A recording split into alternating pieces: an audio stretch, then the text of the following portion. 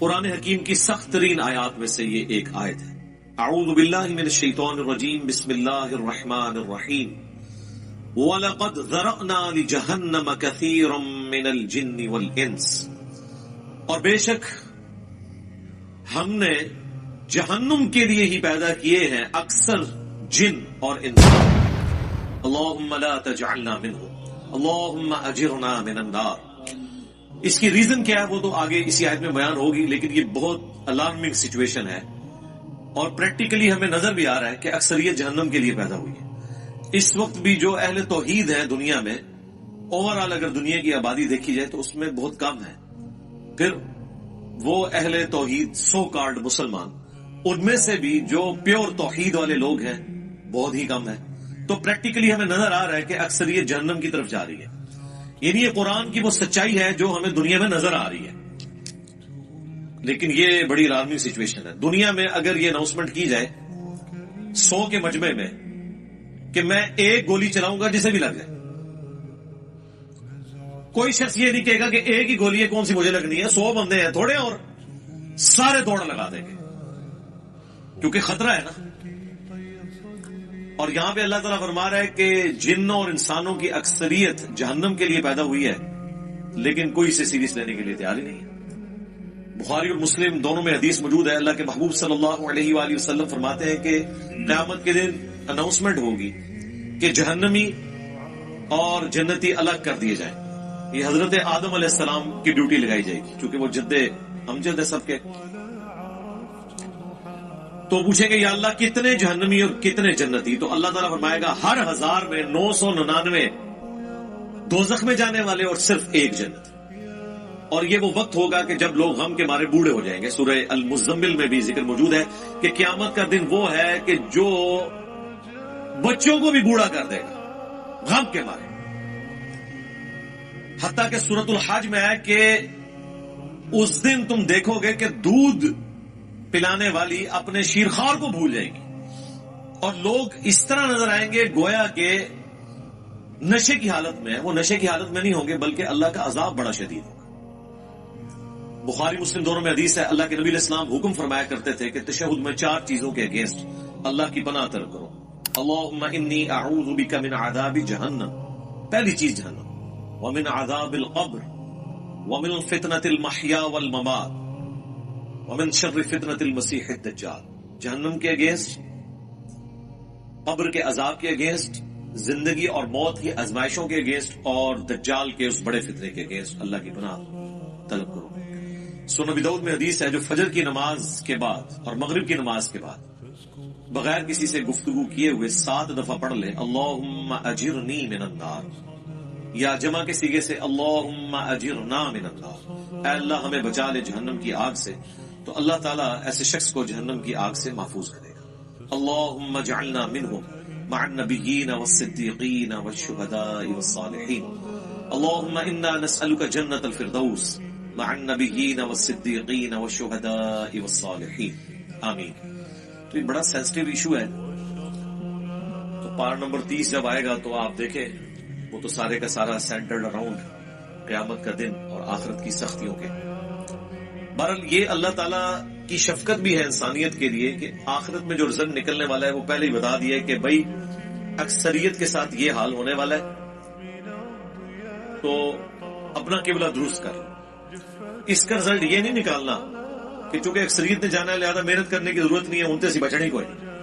آپ کئی لوگوں کو سنتے ہوں گے وہ کہتے ہیں کہ جی مجھے تو اللہ تعالیٰ نے چھوڑنا ہی نہیں قیامت کے دن، میں کام ہی ایسے پیڑے کی تھے. اس طرح کے جملے کبھی بھی نہیں بولنے چاہیے. بخاری اور مسلم دونوں میں حدیث ہے، اللہ کے نبی علیہ السلام نے فرمایا کہ اللہ تعالیٰ فرماتا ہے میں اپنے بندے کے گمان کے قریب ہوں جس طرح میرے بارے میں گمان کرتا ہے. یعنی اگر آپ اللہ کے بارے میں اس طرح کا نیگیٹو گمان کریں گے تو اینڈ رزلٹ یہی نکلے گا، اور اگر اللہ کے بارے میں پازیٹو گمان کریں گے اور اس کے لیے ایفرٹ پٹ کریں گے تو رزلٹ پازیٹو. یعنی صرف گمان سے بھی کچھ نہیں اور صرف ایفرٹ پٹ کرنے سے بھی کچھ نہیں ہے. گمان بھی اچھا ہے، اللہ کی رحمت اللہ سے مانگنی ہے. بخاری مسلم دونوں میں حدیث ہے کوئی شخص محض اپنے اعمال کی بنیاد کے اوپر جنت میں داخل نہیں ہو سکے گا. صحابہ نے جرأت کر کے پوچھا اللہ کے نبی کیا آپ بھی؟ اس کائنات میں سب سے بہتر اعمال جس شخصیت کے ہو سکتے ہیں وہ تو رسول اللہ کی ذات ہے صلی اللہ علیہ وآلہ وسلم. تو آپ نے اس کو کیسے ارشاد فرمایا؟ آپ نے فرمایا ہاں میں بھی جب تک میرے رب کی رحمت مجھے ڈھانپ نہ لے میں بھی صرف اپنے اعمال کی بنیاد پہ جنت میں داخل نہیں ہو سکتا. تو میرے بھائی اگر یہ نبی کا حال ہے، یہ نبی کی سچویشن ہے، یہ نبی کا سٹیٹس ہے، تو بابے شاہی کوئی نہیں. اب مجھے بتائیں وہ بابے جو یہ کلیم کرتے ہیں کہ ہم اپنے ساتھ آپ کو بھی لے جائیں گے، کتنے؟ ہاں جتنے آپ جان گے کوئی کسی کو نہیں لے کے جا سکتا جب تک کہ اس کا اپنا قبلہ درست نہ ہو. ہاں اپنا قبلہ درست تھا، تھوڑی بہت کمزوریاں ہوئی، کوئی رعایتی نمبر چاہیے، کوئی شفاعت چاہیے، اللہ تعالیٰ ڈیوٹی لگا دے گا. وہ بخاری مسلم میں حدیث ہے کہ انبیاء بھی سفارش کریں گے، فرشتے بھی کریں گے، اللہ کے نیک بندے بھی کریں گے، اس سے کسی کو انکار نہیں ہے. لیکن یہ نہیں ہو سکتا کہ آپ دیدہ دلیری کی زندگی گزاریں اور پھر شفاعت کے امیدوار ہو جائیں. Not at all. بخاری مسلم دونوں میں حدیث ہے جب سورہ الشعراء کی یہ آیت نازل ہوئی کہ اے نبی اپنے قریبی رشتہ داروں کو آخرت کا ڈر سنائے، تو نبی علیہ السلام اپنے رشتہ داروں کے پاس گئے، اپنے چچا کے پاس آئے اور فرمایا اے نبی کے چچا عباس میرے مال سے جو لینا ہے وہ لے لے، اگر اللہ نے تجھے پکڑ لیا تو میں اللہ کے حضور تیرے کچھ کام نہیں ہوگا. اے نبی کی پھپھی صفیہ میرے مال سے جو کچھ لینا ہے وہ لے لے، اگر اللہ نے تجھے قیامت کے دن پکڑ لیا میں تیرے کچھ کام نہیں آؤں گا. اے نبی کی بیٹی فاطمہ میرے مال سے جو کچھ لینا ہے وہ لے لے، اگر قیامت کے دن تو پکڑی گئی تو میں تیرے کچھ کام نہیں آؤں گا. اگر یہ سیدہ فاطمہ کا سٹیٹس ہے تو باقی تو شاہی کوئی نہیں. یہ کہنا کہ جی ہمارا مرید کوئی ہو گیا تو ہم جنت میں اس وقت تک نہیں جائیں گے. اس کے باعث برسا ہو سکتا ہے کہ کوئی شخص کہ میں جہنم میں اس وقت تک نہیں جاؤں گا جب اپنے ساتھ کو بھی نہ لے جاؤں. وہ اللہ تعالیٰ یہ خواہش ضرور پوری کرے گا، گروہ در گروہ انہیں جہنم میں ہانکا جائے گا اپنے بزرگوں اور فالوورز کے ساتھ. وہ تو ٹھیک ہے، وہ تو سورۃ الاعراف میں ہے کہ جب کبھی کوئی امت جہنم میں داخل کی جائے گی وہ اپنے بزرگوں پہ لعنت بھیجے گی اور کہے گی اللہ ہمارے بزرگوں کو دگنا عذاب دے کہ جن کی وجہ سے ہم جہنم میں گئے. تو اللہ تعالیٰ فرمائے گا کہ سب کے لیے دگنا ہے. تم بھی تو اپنے بعد میں آنے والے لوگوں کے لیے پیشوا بنے تھے نا. یہ جو تمہارے اکابرین تھے تم بھی تو آنے والوں کے اکابرین تھے نا. سورۃ الاحزاب میں بھی آیا اللہ ہمارے بزرگوں نے ہمارے بڑوں نے ہمیں گمراہ کر دیا، انہیں دگنا عذاب تھے. سورہ حمیمہ سجدہ میں آیا اے اللہ جن اور انسانوں میں سے وہ بزرگ بابے ہمارے حوالے کر جن کے پیچھے لگ کے ہم گمراہ ہوئے، ہم انہیں اپنے پاؤں کے نیچے رو دیں گے. جس طرح ان کے پاؤں کے تلوے چاٹتے تھے نا دنیا میں، اب ہم انہیں اپنے پاؤں کے نیچے رو دیں گے کہ انہوں نے ہماری آخرت برباد کر دی. یہ بڑا سینسٹیو ایشو ہے. جب اتنا خطرناک نہیں بلکہ خطرے ناک مسئلہ ہو پھر اس کی سینسیوٹی کے پوائنٹ آف ویو سے اسے اتنے ہی شد و مت کے ساتھ بیان کرنا چاہیے. یہ میٹھی میٹھی باتیں کرنے سے آپ کو آخرت کے بارے میں کبھی بھی آئیڈیا نہیں ہوگا کہ انسان کتنے بڑے خطرے سے دو چار ہونے والا ہے. یعنی جب اللہ تعالیٰ فرما رہا ہے کہ اس دن خامد اپنی بیوی کو، بیوی اپنے خامد کو، بہن بھائی ایک دوسرے کو، ماں باپ اولاد کو، اولاد ماں باپ کو بھول جائے گی، تو مجھے بتائیں اس صورتحال کے اندر کوئی شخص کسی کی جنت کی گارنٹی کیسے لے سکتا ہے؟ اسے تو اپنی فکر لگی ہوئی ہوگی. اچھا دوسری طرف یہ دیکھیں کتنے دیدہ دلیر ہیں کہ بخاری مسلم میں حدیث ہے قیامت والے دن ہر نبی کہے گا نفسی نفسی، آج مجھے اپنی جان کی فکر ہے. آدم علیہ السلام کی جو غلطی معاف ہو چکی وہ اس کو یاد کریں گے. ابراہیم علیہ السلام اپنی اجتہادی خطا کو یاد کریں گے، موسیٰ علیہ السلام اپنی اجتہادی خطا کو یاد کریں گے. ہاں عیسیٰ ابن مریم کہیں گے کہ تم محمد رسول اللہ کے پاس جاؤ، اللہ تعالیٰ نے ان کی اگلی اور پچھلی ساری اجتہادی غلطیاں جو گناہ نہیں تھے وہ معاف فرما دیا، اور نبی علیہ السلام کے ہاتھوں پہ شفاعت کا دروازہ کھلے گا. آپ کے علاوہ آپ کے سوا تمام پیغمبر نفسی نفسی کر رہے ہوں گے. تو اس صورتحال میں یہ کہنا کہ میرا بابا مجھے بچا کے نکال لے گا، تو تیرا بابا بڑا ہے یا اللہ کا پیغمبر بڑا ہے؟ سوچنے والی بات ہے. کتنی بڑی یہ توہین کر رہے ہیں، کتنی بڑی توہین کر رہے ہیں پیغمبروں کی. یہ اپنے باپوں کو پیغمبروں سے بڑا سمجھتے ہیں. انبیاء تو کریں کہ یا اللہ ہمیں اپنی جان کی فکر ہے، اور بابے کہیں کہ میں نے اس وقت تک جنت میں نہیں داخل ہونا جب تک کہ اپنے سارے مرید نہ لے جاؤں. یہ کی عقل میں بیٹھتی ہے. اسی لیے یہ بالکل ٹھیک کہتے ہیں کہ قرآن و حدیث ڈائریکٹ نہیں پڑھنا، گمراہ ہو جاؤ گے. کیونکہ جسے وہ ہدایت بنائے بیٹھے ہیں وہ تو ہے گمراہی، اور جو اصل ہدایت ہے اس کو وہ گمراہی کہتے ہیں.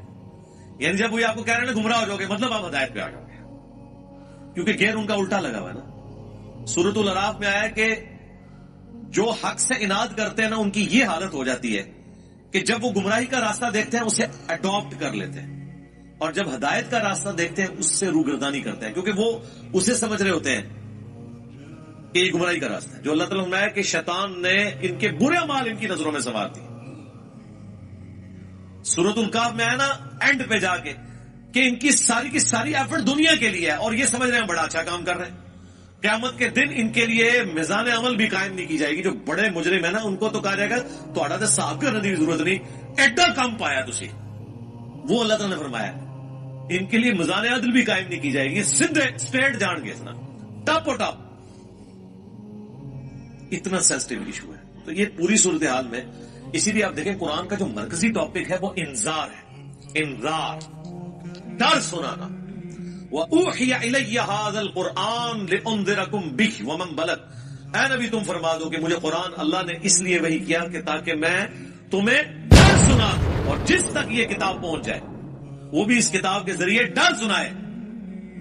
اور یہاں پہ ہمارے ایک مولانا صاحب کہتے ہیں کہ جی اس طرح کے واعظین جو ہیں وہ انہوں نے لوگوں سے ان کا رب چھین لیا. اوے اس طرح کا رب جو انہوں نے بنایا ہے وہ رب ان سے چھینے، انہیں اس رب کا تعارف کروائیں کہ جس رب کا تعارف اس شخصیت نے کروایا جس کی قبر مدینے میں صلی اللہ علیہ وسلم. امام غزالی نے احیاء العلوم میں مکاشفۃ القلوب کیمیاء سعادت کے اندر یہاں تک لکھا کہ ایسے علماء واجب القتل ہیں جو رحمت کی آیات پڑھ پڑھ کے لوگوں کو اللہ تعالی سے بے خوف کر رہے ہیں. کیا وہ ہمیں یہ بتانا چاہتے ہیں کہ قرآن کی دھمکیاں جھوٹ ہیں؟ کیا وہ ہمیں یہ بتانا چاہتے ہیں کہ انبیاء جو قبر و آخرت کا ڈر سنا کے گئے، عذابات بتا کے گئے، وہ ہم سے ٹھٹا اور مذاق کرتے رہے، اور خدا کا تعارف وہ ہے جو یہ ہمیں کروائیں گے؟ او جی کوئی ماں اپنے بچے کو جہنم میں پھینک سکتی ہے تو اللہ کیسے پھینکے گا؟ ہائے ہائے ہائے ہائے. God is all living. Christians بھی یہ کہتے ہیں کہ مسلمانوں کا خدا تو بڑا سخت ہے، ہم جس خدا کو مانتے ہیں وہ آل لونگ ہے. تو ہم پھر انہیں کہتے ہیں رکو ذرا، صبر کرو، ابھی فیصلہ کر لیتے ہیں.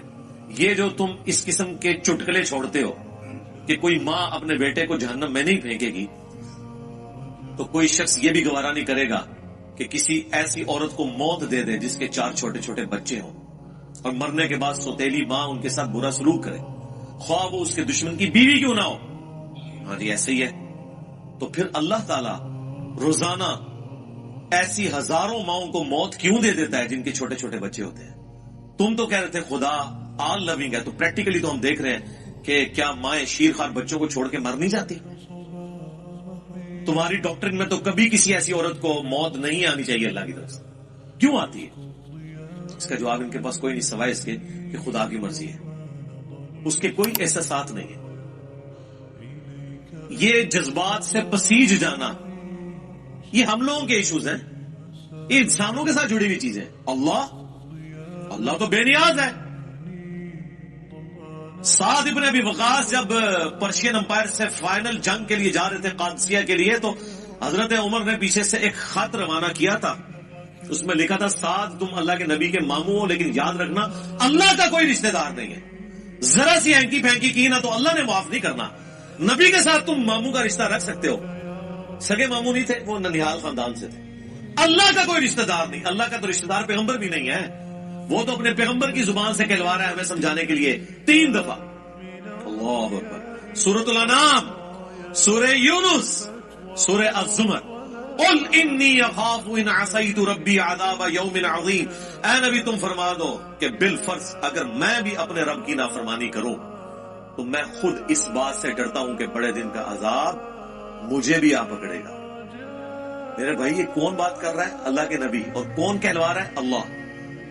تو جب نبی کے جیسا ہے ہی کوئی نہیں تو تہاڈے بابے تے شاہ ہی کوئی نہیں جن کے اوپر تم نے اتنا تکیہ کیا ہوا ہے. کیا کبھی آپ نے حضرت ابوبکر، عمر، عثمان و علی سے سنا کہ جو ہمارا مرید ہو جائے ہم اس وقت تک جنت میں نہیں جائیں گے جب تک کہ اسے جنت میں لے نہ جائیں؟ حالانکہ وہ خود کنفرم جنتی تھے، آخری وقت تک ڈرتے رہے. جامعہ ترمذی میں حدیث ہے، حضرت عثمان غنی جب بھی قبرستان جاتے ہیں تو بہت روتے تھے. لوگوں نے پوچھا کیوں؟ فرمایا اس لیے کہ خود میں اللہ کے نبی سے سن چکا ہوں کہ آخرت کی منزلوں میں سے پہلی منزل قبر ہے. جس کی یہ منزل صحیح نکلی اس کی اگلی آسان ہو جائے گی، اور جو ادھر پھنس گیا اس کی اگلی منازل مشکل در مشکل ہو جائے گی. اسی کو پنجابی میں ہم کہتے ہیں نا کہ عقل نہ ہوئے تو موجے ہی موجاں، عقل ہوئے تو سوچے ہی سوچا. یعنی جو عقل نہ رکھے، سوچے نہ، اپنے دماغ کو استعمال نہ کرے تو موج مارے. اسے کیا پتا اس کے ساتھ کیا ہونے والا ہے. لیکن جسے عقل ہوگی وہ ہر وقت سوچے گا کہ یار میرے ساتھ بننا کیا ہے. یہ وہ چیز تھی جو صحابہ کو، اہل بیت کو، صحیح العقیدہ، تابعین تبع تابعین کو ہمیشہ گاڈ اورینٹڈ رکھتی تھی. وہ کبھی بھی آخرت کے عذاب سے بے فکر نہیں ہوتے تھے. آپ قرآن دیکھ لیں. اچھا عام بندے سے پوچھیں قرآن، وہ جی قرآن تے رحمت ہی رحمت ہے جی اللہ دی، پڑھا ہے ہی کدے؟